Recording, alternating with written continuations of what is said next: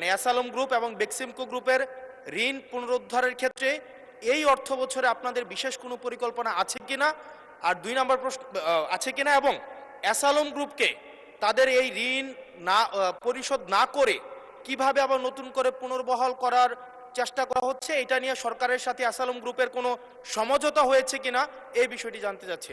বিএনপির রাজনীতিতে অর্থনৈতিক পরিকল্পনায় সমঝোতার কোনো সুযোগ নাই।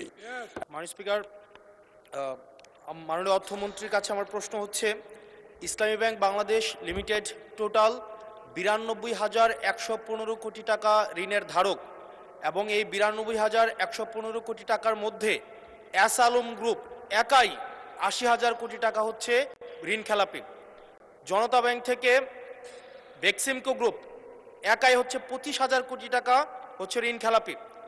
এই ঋণ পুনরুদ্ধারের ক্ষেত্রে মানে অ্যাসালম গ্রুপ এবং বেক্সিমকো গ্রুপের ঋণ পুনরুদ্ধারের ক্ষেত্রে এই অর্থ বছরে আপনাদের বিশেষ কোনো পরিকল্পনা আছে কিনা, আর 2 নম্বর প্রশ্ন আছে কিনা, এবং অ্যাসালম গ্রুপকে তাদের এই ঋণ না পরিশোধ না করে কিভাবে আবার নতুন করে পুনর্বহাল করার চেষ্টা করা হচ্ছে, এটা নিয়ে সরকারের সাথে অ্যাসালম গ্রুপের কোনো সমঝোতা হয়েছে কিনা এই বিষয়টি জানতে চাচ্ছি। মাননীয় স্পিকার, বিএনপির রাজনীতি অর্থনৈতিক কার্যক্রমের মধ্যে কারোর সাথে কোনো সমঝোতা করার কোনো সুযোগ নেই।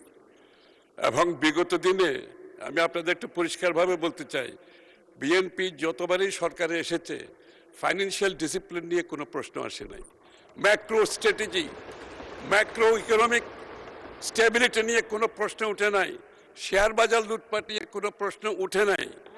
সো বি অ্যাসিওরড, বিএনপির রাজনীতিতে অর্থনৈতিক পরিকল্পনায় সমঝোতার কোনো সুযোগ নাই।